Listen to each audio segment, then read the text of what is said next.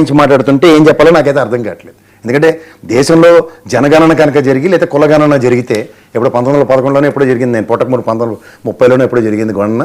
మళ్ళీ ఎవరి దగ్గర 100 సంవత్సరాలు అవుతున్నా దిక్కు దివానం లేదు.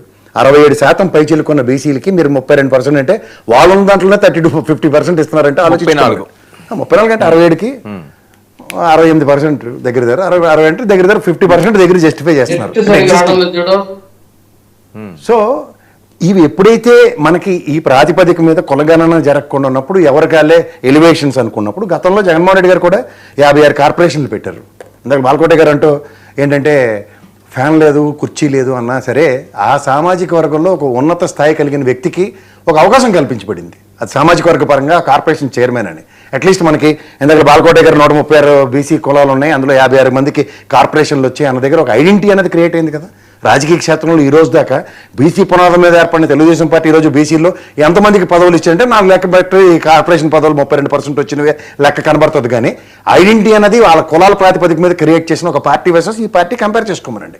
పైపచ్చు రాజ్యసభకి నిక్కచ్చిగా పంపించిన 4 ఎంపీలు ఎవరైతే బీసీ ప్రాతిపదిక మీద ఇస్తే రాష్ట్రాలకి కులాలకి మతాలకి అతీతంగా ఉన్న ఈ ఆర్ కృష్ణయ్య గారు ఈ సామర్థ్యాన్ని రాష్ట్ర స్థాయిలో ఉన్న విభజిత రాష్ట్రంలో కూడా ఆంధ్రప్రదేశ్ రాష్ట్రంలో ఆయన గర్వంగా ఆయనకి మర్యాద ఇచ్చుకుని ఆయనకి ఇచ్చిన గౌరవం రాజ్యసభ ఎంపీ.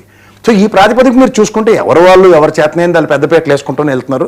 క్రెడిట్ తీసుకోవాలంటే 5 సంవత్సరాలు రూలింగ్లో ఉన్నారు కాబట్టి క్రెడిట్ తీసుకోమండి, ఏం పెద్ద ప్రాబ్లం కాదు. కానీ ఎగ్జిస్టింగ్ పర్సంటేజ్ ఉన్న బీసీ కులాల్లో వాళ్ళకి మళ్ళీ 50% రిజర్వేషన్ ఇచ్చి దాన్ని క్లెయిమ్ చేసుకుంటున్నాం అంటే ఏం చెప్పాలో నాకైతే ఆన్సర్ లేదు. ముఖ్యంగా ఈ జాతీయ స్థాయిలో కులగణన జాతీయ స్థాయిలో జనగణన జరిగితేనే కానీ వాళ్ళకి ప్రాతిపదిక మీద అలొకేటెడ్ సీట్లు అన్నవి ఎప్పటికైతే రావో ఇలాగే నామినేటెడ్ పదవుల్లో కూడా పార్టీలు ఇప్పుడు ఉదాహరణకి మాది బీసీ పునాదుల మీద ఏర్పడిన పార్టీ ఈసారి పదవి వచ్చిందని చెప్పి 50% మేము ఇస్తున్నాం నామినేటెడ్ పదవులు ఎందుకు చెప్పలేపారు? ఎందుకంటే నిక్కచ్చైన కార్యకర్తలే కదండి వాళ్ళ పార్టీలకు పనిచేస్తున్నప్పుడు. ఓ పక్క ప్యారల్గా 56 కార్పొరేషన్లు పెట్టి 56 కార్పొరేషన్ చైర్మన్లు పెట్టి కలిగిన కాటి కలుగించే పోచాడు కదా వాళ్ళకి. సో ఇది కనబడుతున్నప్పుడు కూడా ఈ కంపారిజన్స్ ఎట్లా ఇస్తాం? మీరు ఈ ప్రాతిపదిక మీద ఇంట్లో ఒక పార్టీ తీసుకున్న స్టాండ్ ఈ టర్మ్కి యాప్టా జస్టిఫైడ్ అన్నది రాబోయే రోజుల్లో ఆ బీసీ సామాజిక వర్గాలు నిర్ణయించుకుని చెప్తాయి. రెండోది, ఇప్పుడు మీరు లోకేష్ గారి గురించి చెప్తున్నారు. ఇప్పుడు ఏదో బాలకోట గారు లేకపోతే వీళ్ళందరూ మాట్లాడినంత మాత్రాన జగన్మోహన్ రెడ్డి గారు అనే వ్యక్తి ఎప్పుడైనా సరే ఎక్కడ పడ్డాడు అక్కడే లేవడానికి ప్రయత్నిస్తాడు. లోకేష్ గారు ఒకటే నేను మంగళగిరిలో ఓడిపోయి నేను ఎక్కడే గెలవడానికి నేను ప్రయత్నిస్తాను అన్నప్పుడు జగన్మోహన్ రెడ్డి కూడా ఒక ప్రాంతీయ పార్టీని పెట్టుకుని ప్రాంత పరిరక్షణ కోసం ఏర్పాటు చేసుకున్న ఒక ప్రాంతీయ పార్టీ. ఇవాళ మీకు లోకేష్ గారికి అయితే వడ్డించిన వేస్తారే, ఎందుకంటే వాళ్ళ తాతగారి దగ్గర నుంచి వాళ్ళ నాన్నగారి దగ్గర నుంచి వాళ్ళు చూసుకుంటే ఆయన ఫ్యామిలీ లెగసీలో 2 ముఖ్యమంత్రుల ఆచ్ఛేదంతో పెరిగిన ఆయన రాజకీయ ఔన్నత్యం. జగన్మోహన్ రెడ్డి గారికి ఏంది ఓ తాత్కాలిక ఉపశమనంలో ఒక టర్మ్ ఆయన ఎన్ని కక్కడొక్కలు తిరిగిన తర్వాత రాజశేఖర రెడ్డి గారు ఒకసారి ముఖ్యమంత్రి అయ్యారు, రెండోసారి విత్ ఇన్ స్పాన్ ఆఫ్ 5 నెలల్లోనే ఆయన కాలాంతరం చేశారు. సో ఇవన్నీ మనం గమనిస్తున్నప్పుడు ఒక పార్టీని వ్యతిరేకిస్తూ జాతీయ స్థాయిలో ఆ పార్టీని భూస్థాపితం చేసిన తర్వాత ఇవాళ అతను నిలదొక్కున్న విధానం లేదా ఓడిపోయిన విధానం ఇవన్నీ కంపారిజన్ కన్నా ఒక స్థిరీకరణమైన ఓటు బ్యాంకుతో అతను ఇవాళ రాజకీయాల్లో నువ్వనైనా నిలబడడానికి ఒక అవకాశం కల్పించుకున్నాడు. అదే జగన్మోహన్ రెడ్డి. ఇవాళ మీకు ఏదో అనుకుంటారు మీరు 15 ఏళ్ల పాటు లేకపోతే 20 ఏళ్ల పాటు 30 ఏళ్ల పాటు కూటమి విడదని విడకొనడమే జగన్మోహన్ రెడ్డి ప్రైమరీ టార్గెట్. ఎందుకంటే అతను ఏదంటే ఉన్న దాంట్లో చీల్చి దాంట్లోంచి ఒక సక్సెస్ చూద్దాం అన్న నెరేటివ్స్లో ఎప్పుడు లేడు. అతను పడినా ఏనుగు చచ్చినా బతికినా 10,000 అన్న చిన్నప్పటి నుంచి చదువుకున్న నాటికి Jaganmohan Reddy is a perfect answer. ఎందుకంటే ఇవాళ మీరు కూటమిలో ఉన్న ఎవరైతే తీసుకుంటారో మీరు పవన్ కళ్యాణ్ అన్న బీజేపీ అనండి, తెలుగుదేశం ఆచ్ఛేదం లేకపోతే బీజేపీకి దిక్కు దివానం లేదు ఆంధ్రప్రదేశ్లో. అలాంటిది తెలుగుదేశం చూడండి గారాల పట్టిని బుజ్జగించి నెత్తిగా చంకనెత్తుకున్నట్టు ఎత్తుకున్నప్పుడల్లా మినుగుడు పురుగు ఉనికిని చాటుకున్నట్టు చాటుకుంటారు వాళ్ళు దీపకాంతిలో. అది తెలుగుదేశం వాళ్ళకి ఆ క్రెడిట్ ఇవ్వలేదు. ఈ జనసేన పార్టీ కూడా ఈ టర్మ్ మీరు ఈసారి గమనించుకోగలిగితే వాళ్ళ ఎలక్షన్ స్ట్రాటజీస్లో పవన్ కళ్యాణ్ గారు ఎప్పుడైతే చంద్రబాబు నాయుడు గారు జైల్లో ఉన్నప్పుడు కలిసిన తర్వాత over a period of time జరిగిన డెవలప్మెంట్ కాదు, ఆ రోజు తీసుకున్న నిర్ణయం, ఆ నిర్ణయం పరిణామస్థానంలో ఇవాళ పార్టీ క్యాడర్ను కూడా ఎక్కడ కన్విన్స్ చేయలేదు. మీరు అందులో వాళ్ళ అన్నదమ్ములు ఇద్దరిని మీరు ఒకేసారి గమనించుకోగలిగితే చిరంజీవి గారు కానీ పార్టీ క్యాడర్తో కానీ పార్టీలో ఉన్న వాళ్ళతో ఎవరితో డిస్కస్ చేయకుండా పార్టీని ఎలా విలీనం చేశారు, ఈయన కూడా ఆ పొత్తు విషయంలో అలాగే ఉన్నారు. ఎందుకంటే మాకు ఈ ప్యానల్లో పెద్దవాళ్ళు ఎంతమంది ఉండేవారు, శాంతి ప్రసాద్ గారు ఇలాంటి వాళ్ళు మేము ఇలా నువ్వు నేనా కలబడి నొదంతాలు ఉన్నాయి మాకు.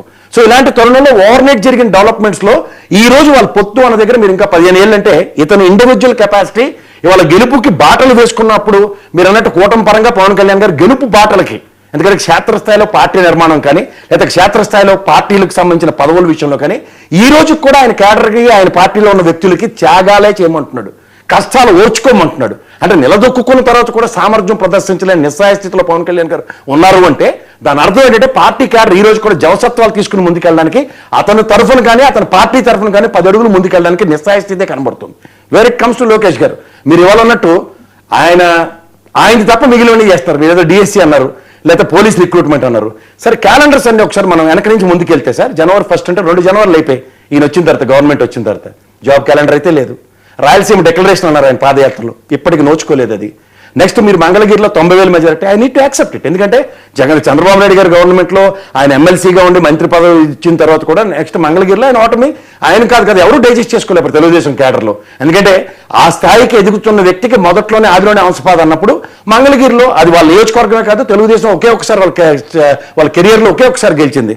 అలాంటి లోకేష్ గారు మళ్ళీ దాన్ని అక్కడ మంకుపట్టు పట్టుకుని నేను ఇక్కడే గెలుపో ఓటమే తేల్చుకుంటున్నప్పుడు రెండోసారి గెలిచారు.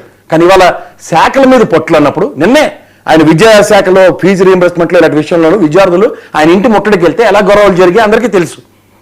హైకోర్టు గౌరవ హైకోర్టు ఆయనకి ఇచ్చిన అక్షంతలు క్లియర్గా చూసాం విద్యాశాఖ మీద. మూడోది ఇవాళ ఆయనకి సంబంధించిన శాఖల మీద కాకుండా మిగిలిన శాఖలతో ఆయన కోఆర్డినేషన్. ఏం మాట్లాడుతున్నారు మీరు ఇవాళ? అసలు మీరు ఆయన శాఖకు సంబంధించిన విషయంలో నాకు తెలిసి ఐటీ శాఖ అండ్ విద్యాశాఖ మీద ఆయనకి పట్టు ఉండాలి. రేపు దావోస్ పర్యటనకి ఆయన ఐటీ శాఖ పరంగా వెళ్ళమని కాంట్రడిక్ట్ చేయట్లేదు.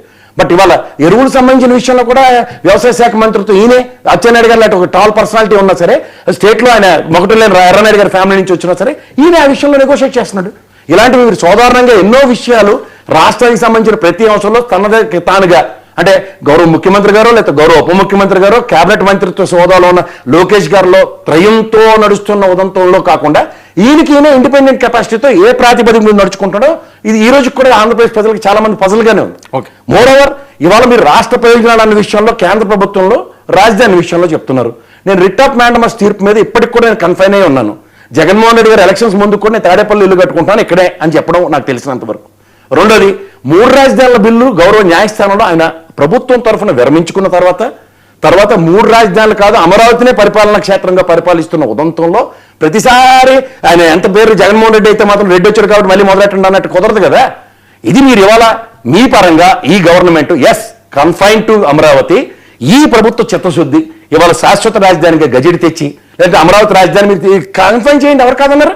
ఈ 5 సంవత్సరాల టర్మ్లో శాశ్వత రాజధాని రేపు సమావేశంలో ఉన్న బడ్జెట్ సమావేశాలు పెట్టమండి బిల్లు పాస్ చేసుకుని రండి. శాశ్వత రాజధాని అమరావతి అంటే జగన్మోహన్ రెడ్డి నేనైతే ఎవరికైనా నోరొస్తుంది అనుకుంటారా? ఇప్పుడు జగన్మోహన్ రెడ్డి చెప్తేనే అయిపోద్దా? రాష్ట్ర విభజన కాంగ్రెస్ పార్టీ డిసైడ్ అయిపోయిన తర్వాత ఎవరి లెటర్లతో రాజధాని వచ్చిందో లేకపోతే రాష్ట్రం వచ్చిందో అన్న దగ్గర మీరు విభజన హామీలు ఒకసారి చదువుకుంటే కేంద్ర ప్రభుత్వం విడదీసిన తర్వాత రాజధాని కూడా అల్పరవ్యూలోనే ఉంది. శివరామకృష్ణ కమిషన్ డిసైడ్ చేసింది పలానా చోట రాజధాని అని. సొంత పత్రాలు చేసిన వాళ్ళకి వాళ్ళు రాజధాని అంటే ఏ ప్రాతిపదికన మాడాలి? మీకు నచ్చిన రాజధాని మీరు నిర్మించుకున్నప్పుడు దానికి ప్రణాళికాబద్ధంగా శాశ్వత రాజధానికి చేయవలసిన కార్యాచరణ చేసి ఇచ్చిన త్యాగదనులైన రైతులకి సముచిత న్యాయం చేస్తే నేనైనా బాలకోటయ్య గారైనా ఎవరైనా మాట్లాడొచ్చు దాని మీద. కానీ ఏది జరగకుండా అన్ని జరిగిపోయినట్టు అద్భుతాలు మిమ్మల్ని మించిన వాళ్ళు లేరంటే ఇప్పుడు కూడా మీరు చేస్తున్న పని ఏంటంటే గతంలో కొంతవరకు కట్టిన ఆ ఎంప్లాయీకి సంబంధించిన క్వార్టర్స్ హైకోర్టు న్యాయమూర్తుల భవనాలు అండ్ మోర్ ఓవర్ ఈ ఐఏఎస్ ఐపీఎస్ క్వార్టర్స్ మీరు కంప్లీట్ చేస్తున్నారు. అండ్ మిగిలినవన్నీ చూసుకుంటే ఎక్కడికక్కడ 450 కోట్లు ఎలకేట్ చేసి నీళ్లు తోడడానికి కంపలు కొట్టడానికి కనబడుతుంది. కృష్ణ వేణుగోపాల్ గారు వేణుగోపాల్ గారు మీ వాయిస్ మ్యూట్లో ఉంది. వేణుగోపాల్ గారు వినిపిస్తుందా? లేదు సార్ మీటో లేదే. ఓకే మాట్లాడండి.